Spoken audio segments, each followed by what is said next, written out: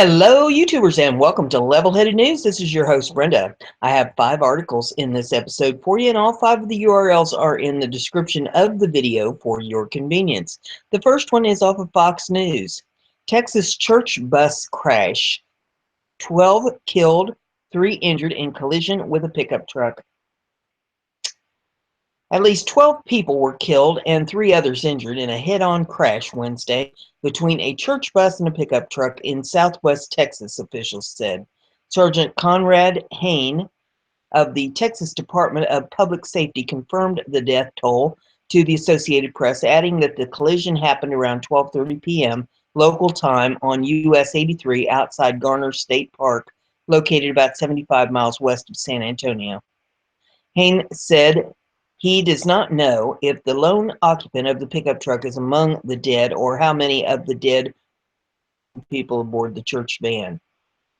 Photographers or photographs and video from the scene showed heavy damage to the front driver's side of the small white bus and pickup truck, which are the portions of the vehicle where they appeared to have collided. The back of the bus was up on a guardrail and debris was scattered onto the grass below. Ballesteros of Uvalde, who came upon the scene of the accident, told KABB or WOAI TV the church bus was carrying older passengers. It was really a gruesome scene, he said in a phone interview. An area resident told the News she was behind one of the vehicles involved in the crash and had contacted law enforcement to report the reckless driving. Before help arrived, she had the crash. Make any sense, but it says she had the crash took place. The First Baptist New Church, located in New Braunfels, Texas, asked for those to please be in prayer for all involved in a series of statements on its Facebook page. And Facebook pages say official statement 3/29/17, 4:52 p.m. At approximately 2 p.m. this afternoon, a group of our senior adults were returning home from a 3-day retreat in Alto Fierro Baptist encampment when their vehicle was involved in a head-on collision. We have heard that there is, but we have not received any official details from the local authorities. We are ministering to family members to help them deal with this tragedy. Counselors will be on hand at the church tomorrow. If you're a Christian, you can pray for those who lost their loved ones and for the church family. Another message they put out says all activities canceled tonight, church family. We have received word senior adults back from their retreat was involved in an accident. We understand there have been some activities. All activities for tonight are canceled, including dinner. The sanctuary will be open this evening for prayer and support. Please be in prayer for all involved. God bless you, Pastor Brad and staff at the FBCNB. Pastor Brad McLean addressed members of the media Wednesday night as the congregation gathered at the church for prayer and support. KABB and WOA reported. As a church, we're waiting for some official news from authorities before we can speak to anything, McLean said. The church needs prayer more than anything else during this time, according to McLean, and the members of the church gathered to do what the church families do. They're crying together, praying together, and of course, there's anxiousness about us and what their condition is, McLean says. You never know what the day is going to bring, he added. The Lord tells us that we have today, tomorrow is not promised. The Uvalde County Sheriff's Office said the Highway 83 North is closed south of Garner State Park and will be closed for several hours. Sheriff's Office put out a message on Facebook that said major accident, Highway 83 North closed south of Garner State Park, traffic being rerouted through State Highway 127 in Concan and FMO by Garner State Park. Highway will be closed for several hours. The Uvalde County Fire Marshals told KABB WOAI TV DPS and EMS units, as well as AirLife, were on the scene. A representative from AirLife said 2 people were transported to University Hospital. We are saddened by the loss of life, and our hearts go out to all those affected, Texas Governor Greg Abbott said in a statement. We thank the first responders working on the scene in the wake of this unimaginable tragedy and ask that all Texans join us in offering their thoughts and prayers. And let's see, the National Transportation Safety Board said in a tweet Wednesday night, the NTSB is investigating today's highway accident in Concan, Texas. Hines said the small bus was a 2004 Turtle Top. Know the specific model. Turtle Top's website features shuttle buses with capacities ranging from 17 to 51 passengers, which they bill as a great alternative to the standard 15-passenger van. Concerns have long surrounded the 15-passenger vans, also frequently used by churches and other groups, with advocates saying they can be difficult to control in an emergency. Next article I have is off of BizPac Review. And I'm waiting for the hamster.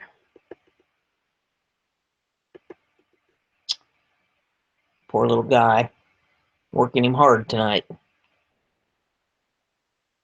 Let's see here. It says high school cancels play with Ku Klux Klan characters after photos sparked outrage. A Minnesota high school had to cancel a play because students were offended by the Ku Klux Klan costumes in the show.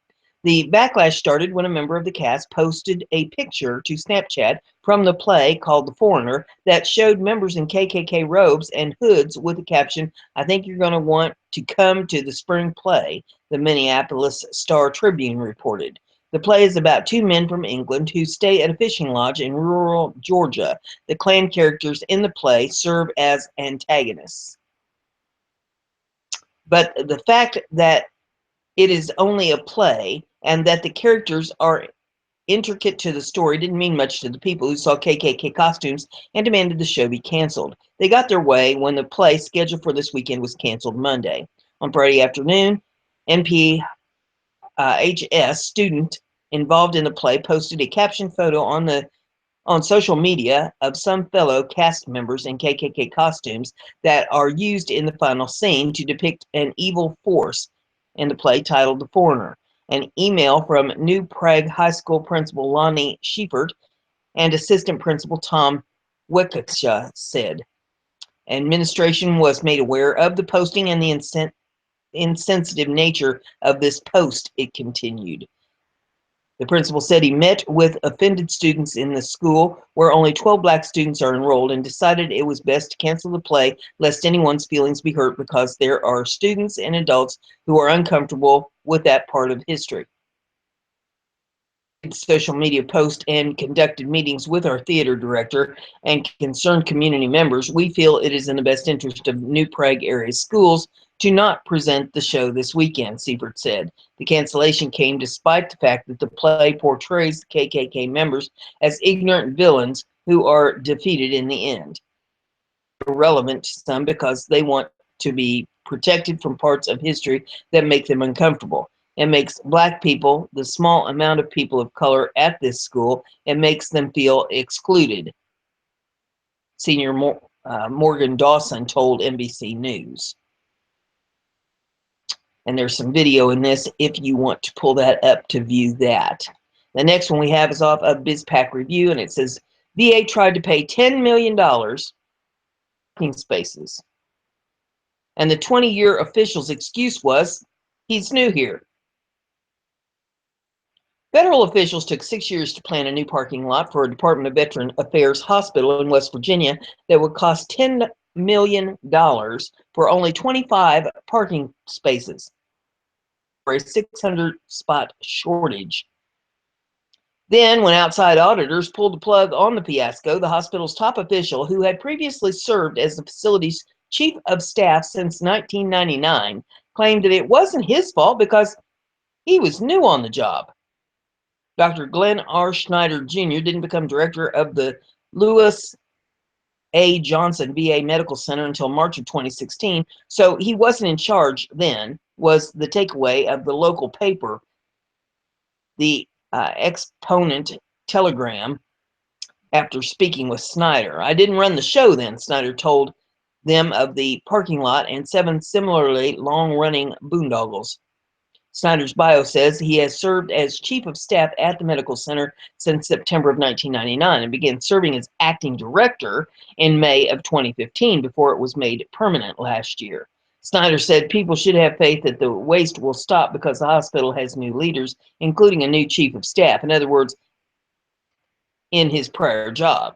He simultaneously pointed to his own appointment as director as a sign that a new leaf is being turned over despite nearly 2 decades in a top role. While publicly positioning himself as the solution to the problems, Snyder privately argued that not all the problems needed addressing by the facility, telling the VA Inspector General, IIG, he disagreed with your conclusion and took exception, blaming the VA regional office above the hospital.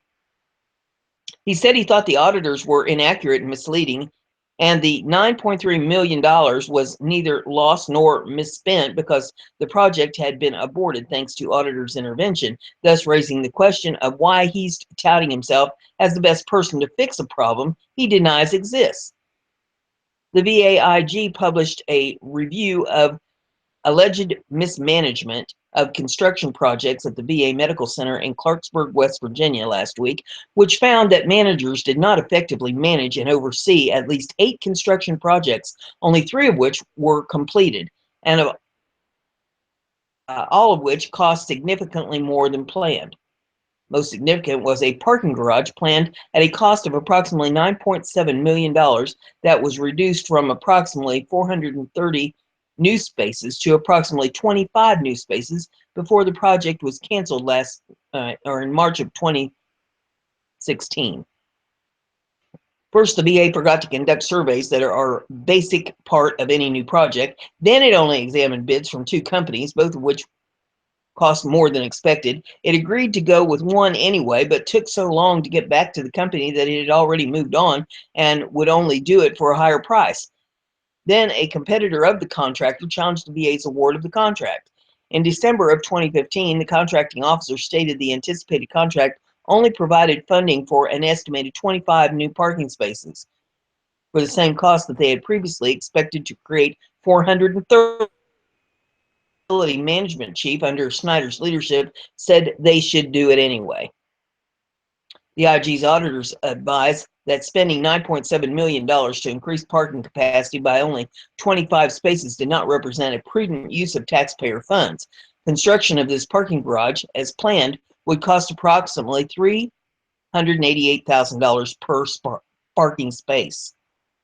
Furthermore, once this project was complete, the VAMC would still not have solved its parking space shortfall of approximately 625 spaces. As a result, they canceled the contract, and the hospital now has less money than ever to build a new parking garage because it was $400,000 pursuing the botched plan. In other projects, West Virginia VA officials set out to renovate a clinic for almost $360,000 and instead paid contractors more than $1 million before it terminated the contract for convenience without completing the work, and left the clinic partially demolished and unusable for its intended purpose. It also set out to spend $8 million renovating its electrical systems, but again failed to do a site survey. So its estimate wound up being far too low. It then set out to build 2 to 3 new medical buildings for $5 million, half the cost of 25 parking spaces, but companies' bids surprisingly turned out to be far higher. Officials said engineering staff had not received adequate training. The officials also wildly underestimated the cost of another rehabilitation building and awarded a contract despite not having sufficient funds. Another building was delayed 29 months by poor planning. Some of the projects occurred as far back as 2009, but they kept happening, and even the Inspector General did not notice them until an anonymous tip from a hospital worker enumerated all the issues in detail for them in 2015. The hospital would not tell the Daily Caller News Foundation the names of the facilities chief, the person directly responsible for construction, or what has become of him. The former director, Beth Brown, for whom the current director served as deputy, was not forced out over construction projects or serious concerns, including some of the worst wait times in the nation, but simply retired on her own after 38 years of employment in April of 2015, saying it was always her long-term plan to retire that year. The VA often rotates failed employees around to quell discontent about subpar performance. And failed construction projects with no accountability are a recurring theme. As of 2015, every major construction project within the VA nationally was months behind schedule and hundreds of millions of dollars over budget. But Glenn Hagstrom, director of the department's Office of Acquisition, Logistics, and Construction, was paid $20,000 annual bonuses before retiring of his own accord. A Denver hospital went from $328 million to $1.7 billion, created a panel to get to the bottom of it, a panel that didn't include a single person with construction experience. Why am I not surprised? The next one is off of Natural News, and it says, shock, toxic vaccines are now being produced by supporters of jihad. Can't make this stuff up. Millions of Americans do not view Saudi Arabia in the way our government does, as a benevolent monarchy in the middle of the world's largest sandpit with a lot of oil that just wants great relations with its trading partners and natives. In fact, most Americans who were alive on 9/11 and old enough to understand what was going on remember that 15 of the 19 hijackers who destroyed the World Trade Center and killed nearly 3,000 Americans were originally from Saudi Arabia. Our intelligence community and foreign policy apparatus have long known that fractions within the Saudi Arabian government support terrorism, and in particular jihadists known to target the West. As noted by the Cato Institute, leaning think tank in 2001 says, the Saudi government has been the principal financial backer of Afghanistan's audacious Taliban movement since at least 1996. It has also channeled funds to Hamas and other groups that have committed terrorist acts in Israel and other portions of the Middle East. Worst of all, the Saudi monarchy has funded dubious schools and charities throughout the Islamic world. Those organizations have been hotbeds of anti-Western and especially anti-American indoctrination. Now it seems this state sponsor of jihad and terrorism is set to supply vaccines to the world, having bought a vaccine manufacturing operation from the Danish government, as reported by the Gibson Institute, which tracks global jihadist operations. Selling the crucial manufacture of vaccines to an ideologically hostile country, which might, for whatever reason, suddenly decide to shut down production, does not sound like a good idea. Those who say that the Saudis are merely interested in profit just like everybody else should know better, said Rachel Ehrenfeld, an expert on the financing of terrorism. A year ago, Saudi Deputy Crown Prince Mohammed bin Salman announced the creation of the Public Investment Fund, which eventually plans to control some $2 million in a bid to help move the country's economy away from its primary source, oil. To do that, the prince announced that the monarchy would sell shares in the parent company of Aramco, the Saudi oil giant, in a bid to transform it into a conglomerate of other companies and interests. It's likely that the purchase of the Danish State Serum Institute by the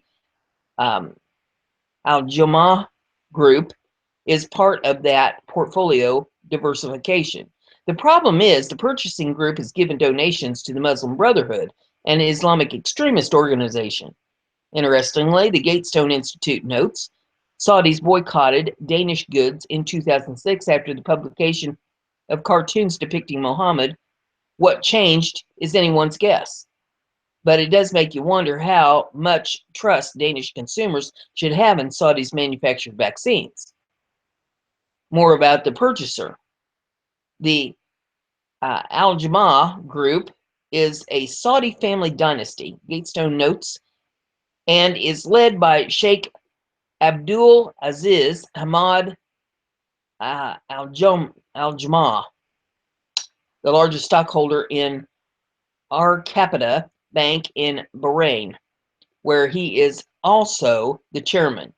The bank features so-called Sharia Supervisory Board, which consists of Islamic scholars who ensure the bank's dealings and transactions comply with Sharia law. There are a number of concerns here. First, while it may seem as though the Saudis' diversification is afoot with this purchase, it could also be a way for a supporter of strict Sharia law to control the flow of vaccines into the West, which is currently inundated with Muslim migrants fleeing the war-torn region. As we have seen for the past 2 years, terrorist incidents have begun to increase in many countries, including France, Germany, and Belgium, as more unvetted Islamists continue to pour into the continent. Another possibility would be the Saudis intentionally taint already toxic vaccines bound for Western countries as a means of poisoning the population. If that sounds crazy to you, imagine what you would have thought before 9/11 if someone had told you that Saudi terrorists were plotting to fly commercial planes into the World Trade Center and the Pentagon.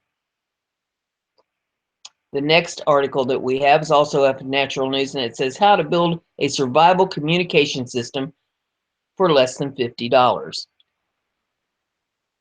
In a stuff hits the fan scenario, there are so many things happening at once that you're going to have to worry about. It will seem overwhelming. For tens of millions, it will be overwhelming. People have not prepared one iota for the collapse that many still believe is coming, despite the positivity generated by the election of Donald Trump. Besides the obvious food, water, and shelter, you're going to have to consider how you will communicate between members of your group, between members of other groups, and perhaps even the remnant law enforcement and military that may still remain. Cell phones are going to be worthless. Landline telephones are practically a thing of the past already. But even if they weren't, standard telephone lines would be dead either through sabotage, damage, or because there wouldn't be anyone around to maintain them. That leaves radio as the principal means of communication. Radios require power, but they don't require cell phone towers or lines to work. And the best news is you can develop and build your own emergency survival communication system for pennies on the dollar. In particular, Citizens Band or CB radio technology is all you need to use. It's safe, reliable, and because it's been around for decades, it's very inexpensive to buy. One alternative is to invest in handheld CB radios, walkie-talkies as they're called. The problem is these devices can be pricey. If you want a good pair, they are not very hardy.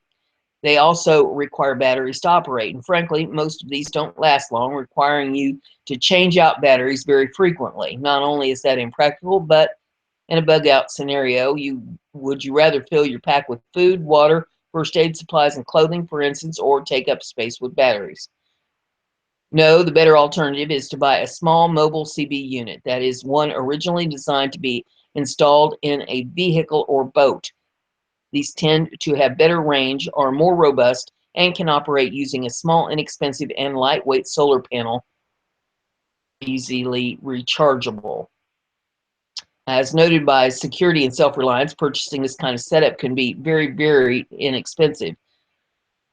Cobra 19 Ultra CB radio with microphone and power cord with a 12-volt lighter plug, $4 used.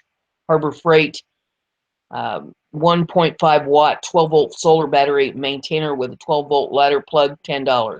12-volt sealed lead acid AGM gel cell rechargeable alarm system battery is $12.74.